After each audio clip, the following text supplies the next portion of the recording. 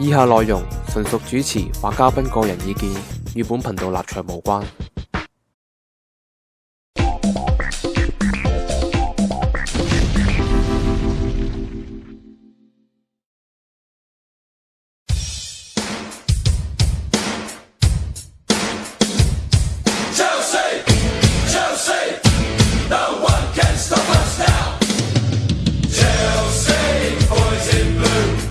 Chelsea, we love you. Chelsea, our love is true. No one can stop us now. Chelsea, we're the team. Chelsea, Chelsea, we're the cream. Chelsea, we're supreme. No one can stop us now. The boys are back in town, and we are Wembley bound.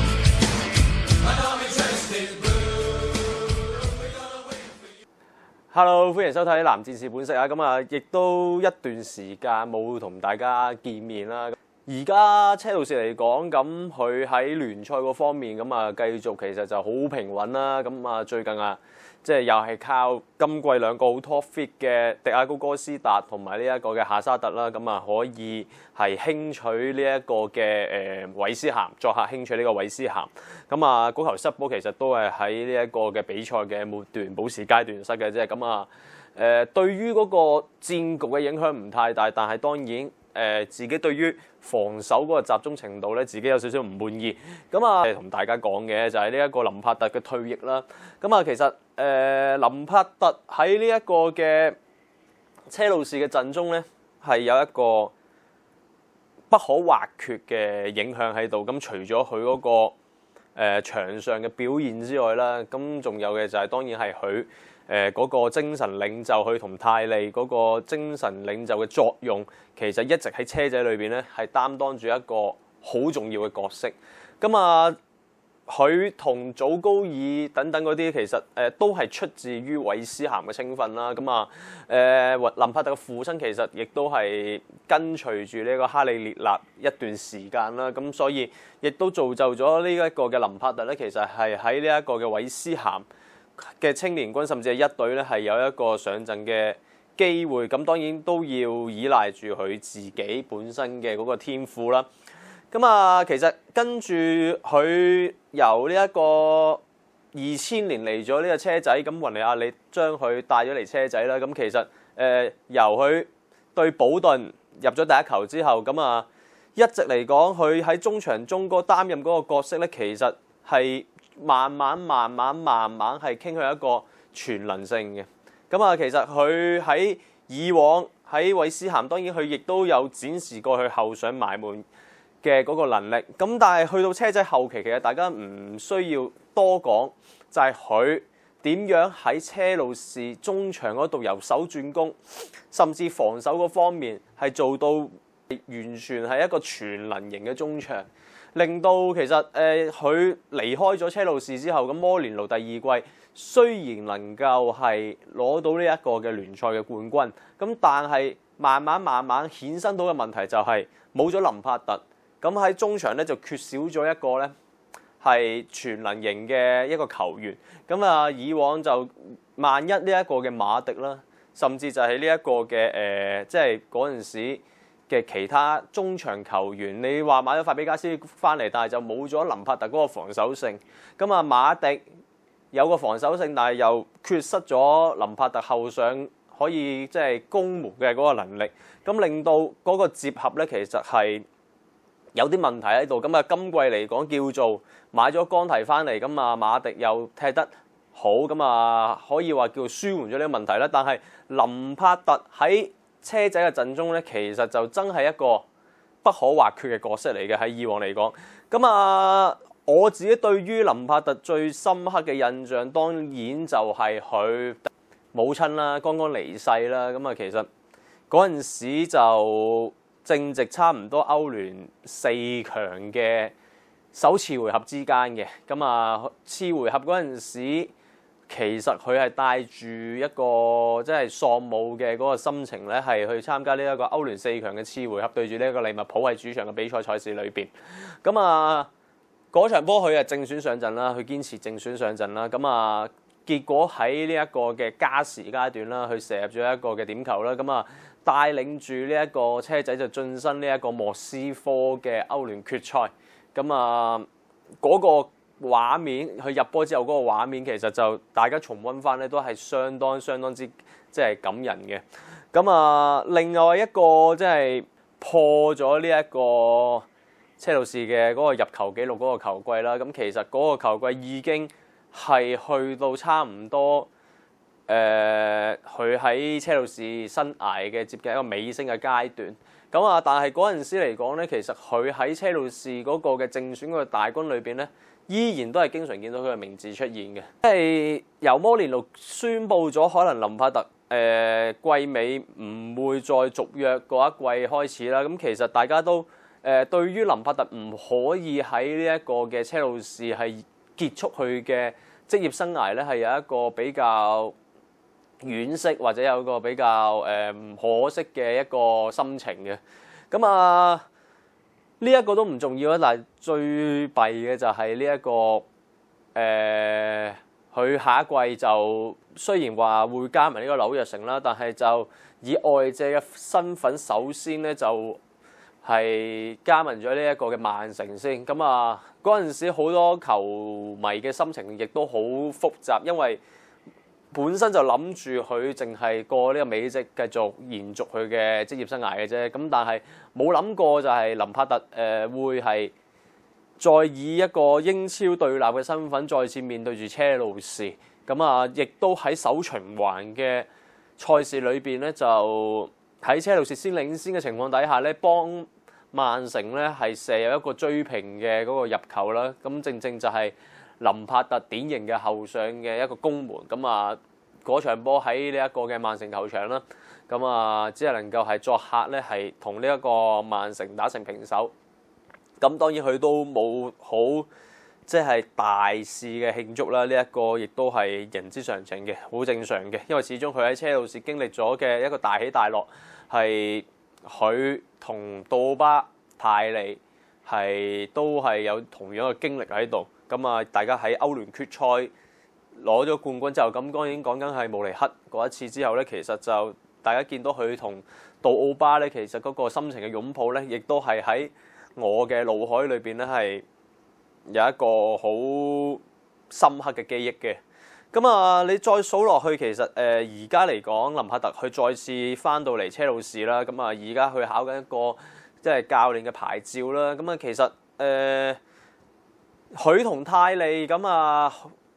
我本身嘅估計可能林柏特嘅職業生涯可能會比泰利即係長嘅。咁但係而家林柏特選擇咗掛靴先啦。咁啊，而家繼續攻讀呢一個嘅教練課程，車路士亦都有協助佢。咁啊，好多人嘅焦點就會擺咗喺即係嚟緊又會再次約美嘅呢一個泰利即係呢個身上啦。因為泰利就佢都嚟到呢一刻，佢都幾堅持自己咧係可以繼續延續佢嘅職業生涯嘅。咁啊，但係就你話車路士會唔會繼續提供一紙合約俾佢咧？咁而佢對於而家嗰個正選嘅嗰個時間咁少，滿唔滿意咧？呢一個亦都係泰利尚未表態嘅。咁啊，以往佢講過話，因為佢受傷期間轉咗個陣啦，咁啊令到其實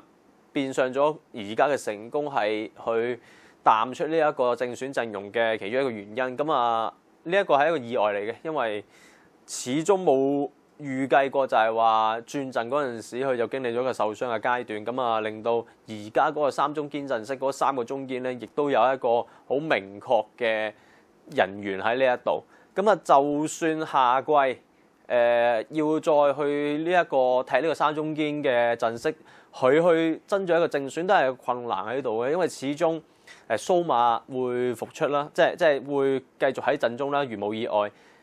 基斯甸臣唔知會唔會即係翻嚟啦，咁啊仲有卡拉斯嗰啲唔知又喺唔喺呢個車路士嘅。即係喺呢個干地心目中有一個明確嘅，即係到底係去啊定係留啊，未決定嘅。咁啊，令到泰利其實而家呢個年紀咧係好難再重奪翻一個正選，除非好部分球員係有一個嚴重跌窩啦。站於自己嘅立場嚟講，已經見到林柏特一個唔可以係喺呢一個車路士係即係完結自己嘅職業生涯。我亦都唔希望泰利啦，因為始終泰利除咗外借過去即係其他球會一段好細嘅時間之外，其實佢基本上成個職業生涯亦都係為呢個車路士效力。咁啊，都希望佢可以繼續留喺車路士陣中啦。咁如果最後真係唔能夠可以留喺車路士陣中嘅話咧，咁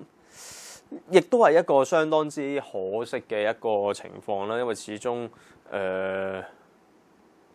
我覺得就係佢都係一個呢即係呢10幾年嚟啦，一個車路士一個好標誌性嘅人物。如果佢可以喺史丹福橋球場完結佢嘅球員生涯嘅話咧，相信好多球迷係會更加高興嘅啊！咁啊，另外今日另外一件事咁想同大家講嘅就係同大家討論一樣嘢，就係話球員嗰個去留嘅問題。咁而家講呢個球員去留嘅問題咧，係到底係講邊啲球員咧？就唔係話講 A 隊嘅球員，就係講最近其實傳過就係話部分青年軍嘅球員咧係將會離隊卡球，而離隊嘅目標咧係一啲英超嘅球會，甚至係一啲榜前列嘅球會。正講緊嘅就係蘇蘭基。蘇蘭基其實而家就傳聞會季尾唔續約啦，咁就會加盟呢個嘅利物浦啦。咁啊，雖然佢本人就一度喺 Facebook 否認過，咁但係亦都呢件事係引起咗部分車迷嘅討論，同埋就係互相嘅質疑啦。因為有部分球迷就覺得蘇蘭基始終佢冇辦法喺一隊係立足，咁啊係相當之即係失望同埋惋惜，咁啊希望離隊卡球呢一個嘅即係決定其實係人之常情嘅。咁亦都有啲球迷就覺得佢呢個行為係好嘔心，咁有部分球迷持呢個意見。咁但係我其實之前我都有講過一個問題，就係話車路士陣中，尤其是進攻嗰個位置上面咧，你係除非個領隊好夠膽，如果唔係嘅話咧，你基本上你而家夏薩特、迪亞高哥斯達、帕杜、韋利安呢4個人係壟斷咗3-4-3陣式前面嗰2個3嘅啦。咁啊，其實你要喺咩時間、咩時機去將一啲有潛能嘅青年嘅球員放喺正選陣容，或者放喺場上面有一個磨練嘅時間咧，其實係好考驗領隊。咁蘇蘭基其實我由上季、前季講到依家就係話呢一個蘇蘭基啊、艾巴咸啊，艾巴咸而家喺布里斯托城繼續係首席射手啦，係咪先？咁啊巴卡啊嗰啲。其實全部布朗啊，全部都係喺外流嘅球會係有不俗嘅表現。但係你話除咗一啲聯賽杯啊、足總杯啊嘅時間係有俾呢啲球員係嘗試過上陣嘅之外，其實我對上一次見佢哋為車仔效力嘅就係摩連奴攞咗冠軍之後對住西布朗嗰場波，嘗試放個布朗出嚟踢咗一段小嘅時間，其餘時間佢哋根本就冇時間可以。即係有一個空間去發揮，咁所以我都覺得部分車迷對於蘇蘭基出走，即係呢個新聞出咗嚟啦，出走去利物浦咧，有一個咁強烈、咁反感嘅一個即係即係心情咧。其實我自己就唔可以話唔理解，但係我亦都好詫異，就係佢哋會用一啲咁惡言嘅。即係言語去攻擊阿蘇蘭基，咁啊其實蘇蘭基你諗下一個咁後生嘅球員，一個我自己覺得咁有天賦嘅球員，而佢而家喺前線上面已經要同呢一個嘅迪亞高哥斯特、巴舒亞伊去爭奪正選，咁我唔講佢啦，巴舒亞伊、迪亞高哥斯特傷停嘅時間。干地寧願將夏薩特擺喺正前嘅位置，將帕杜擺喺正前嘅位置，亦都未俾一個機會俾呢一個巴舒亞伊係以一個正選嘅姿態上陣。其實對於蘇蘭基自己去諗，即係一個今季重金收購翻嚟嘅前鋒球員，干地尚且都認為佢未適應到英超嘅節奏，唔俾佢打呢個正選嘅即係即係呢個機會。咁幾時輪到蘇蘭基佢自己咧？咁所以其實嚟講，我自己比較惋惜嘅就係因為佢係一個本土球員。而家車路士陣中咧，就你掂埋心水數下咧，係冇一個本土球員喺呢一個嘅陣中，淨係得翻加尼卡希爾一個人。咁啊，所以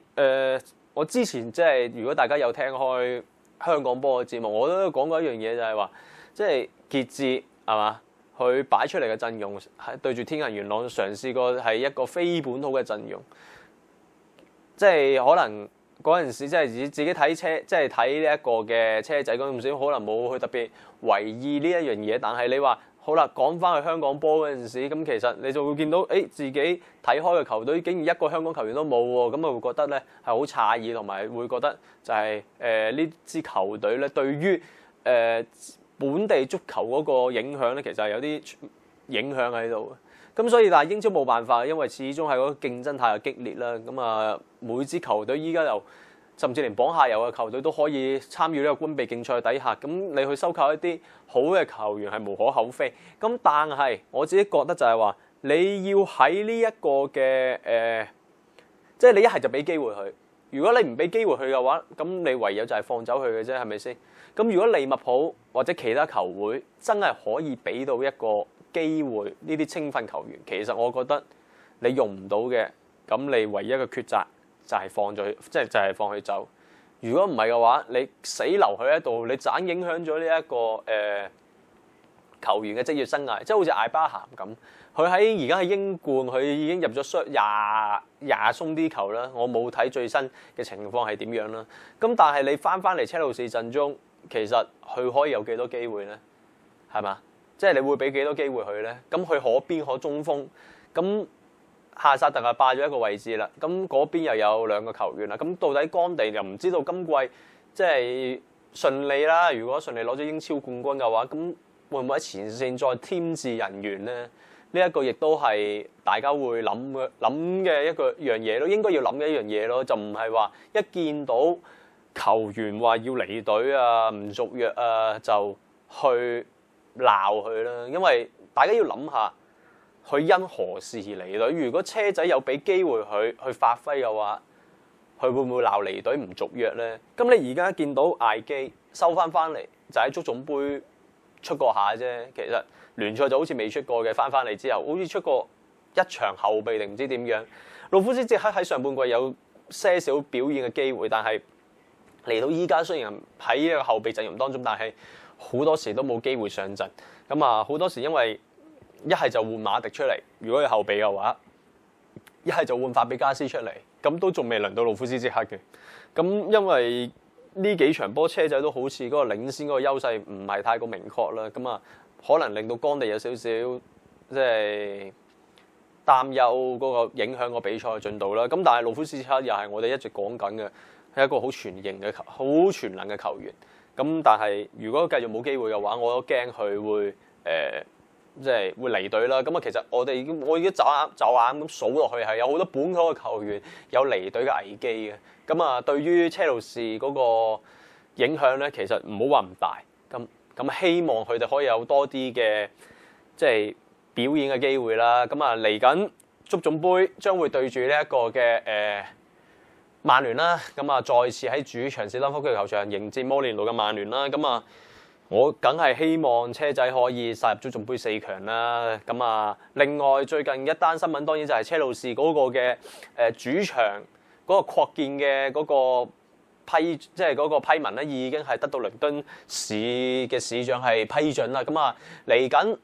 應該就如無意外，下季會開始呢個擴建嘅工程嘅。咁主場嗰個選址方面咧，應該如無意外就會同熱刺爭呢一個嘅溫布羅球場做呢個主場嘅賽，即係主場嘅作賽場地。咁睇下到時到底係同熱刺共用主場啊，定係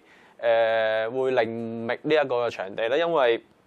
熱刺咁啱咁巧咧，又要擴建呢一個定唔知重建擴建呢一個嘅主場啦。咁啊，令到係車仔要同熱刺係爭呢一個嘅即係主場嘅選址嘅。咁啊咁啱得咁巧，熱刺就係近呢2-3年冒起嘅爭標嘅球隊啦。咁啊本身佢就係可能爭歐洲賽，咁而家由普捷天奴帶領底下就榮升咗一支爭標嘅球隊啦。咁啊睇下到時同佢。即係同熱刺嗰個主場嗰